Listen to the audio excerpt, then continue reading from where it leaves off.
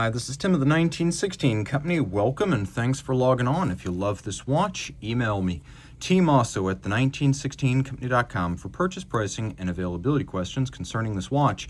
And this watch is a 2020 model year launch. You might have missed it in the year of COVID, but this was one of the best model year launches by any brand. You're looking at the Grand Seiko High Beat GMT SBGE295, well ahead of the curve on the green dial trend. This is one of the plank owners of that particular movement.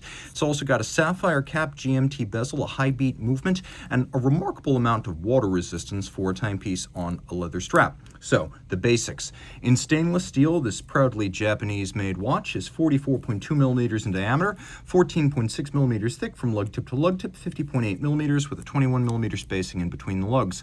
We'll take a look at it on my wrist, and actually I'm going to throw this on the scale because it's a fairly meaty machine, and I think you might be impressed at just how hefty it is. So here we go. This is a watch with only a strap, no bracelet, and you can see right there we are well over a quarter of a pound. So significant on that front. A quarter pounder and then some. Taking a look, you can see that this timepiece is large, but at the same time, large is kind of the style, and being a functional watch with a dual time zone indication, it kind of registers like a Panerai in that it's a big instrument style timepiece, so if it's a little bit large for you, that's not entirely wrong. My wrist is 16 centimeters circumference, and I believe you could wear this on a wrist my size, no problem. Further away you get, the better it looks proportionally. You can see compared to hand and arm, this is actually a well-sized watch for 16 centimeters circumference and up. Now, it's not super thin, but it will clear a jacket sleeves. Just keep that in mind. The strap is high grade. I'm always impressed by the quality of Grand Seiko straps. You can see this is a factory Grand Seiko strap, calfskin on the bottom, sheer cut and profile, very thick cuts of leather, bolstering or stuffing to add even more volume. We have a wonderful souplesse or softness to the strap in spite of being brand new and not broken in. It's the feeling of the seat in a Ferrari, and you wonder how it is they can have a strap that is not beat to all hell, feeling this buttery smooth. And yes, including the alligator portion, large rectangular symmetrical scales. You can see they spared no expense buying the best cut of the animal for this watch. And then you've got a Grand Seiko branded clasp that is a single fold, that has twin trigger release. You have to press both triggers for it to open. It can open inadvertently. Looking at the case profile, you can see a combination of satin and polish, and the polish is the tin plate Zaratsu method, a mirror polishing that's optically smooth, a lot like what the French Swiss call palais noir, or black polish. Super slick mirror finishing that's executed by hand. This takes about 3 years to master as a technique, so it is a real handcraft, and this is a truly handmade watch. One quirk of these is that Grand Seiko, almost regardless of price point, still considers strap tools to be everyday carry, or at least a regular feature in the life of their collectors, and that you may wish to swap this, since it is 200 meters water resistant, onto a water resistant strap. And so there are still strap tool holes in these lugs. We have an ambidextrous crown. The idea is no matter the size, shape, or orientation of your wrist, whether lefty or righty, this little crown will not dig your wrist. It is a screw down. The watch is 200 meters water resistant. You can see the vintage style Grand Seiko line on the back, made in Japan.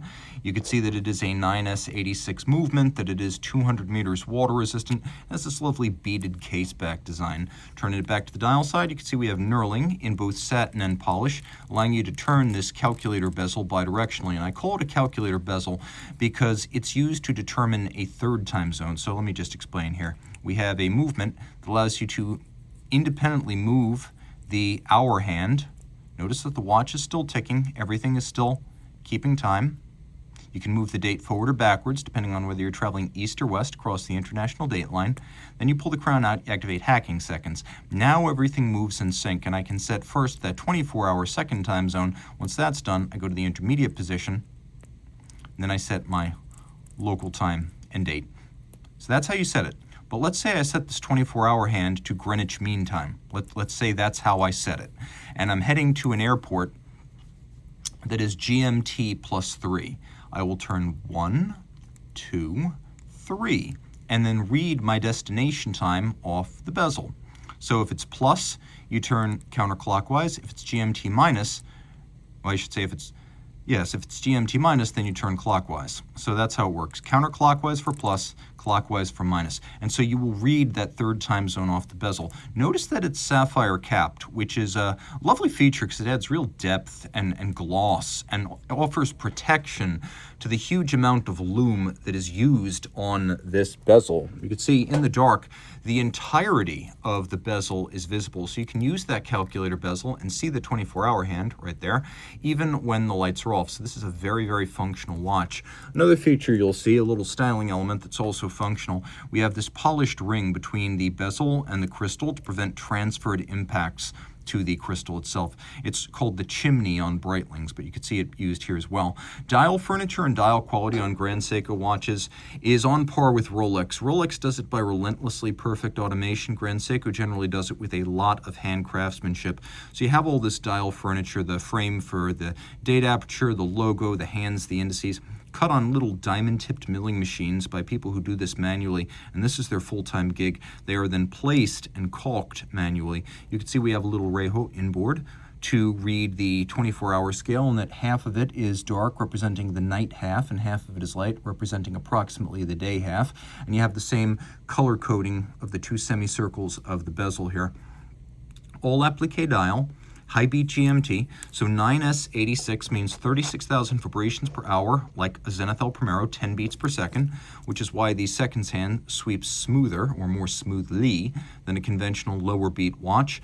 6-position adjustment, one more than a standard chronometer, and in the positional test on static equipment, which is how a chronometer is rated, this watch will run no worse than -3 + 5 seconds deviation per 24 hours, well above the COSC tolerance of -4 + 6.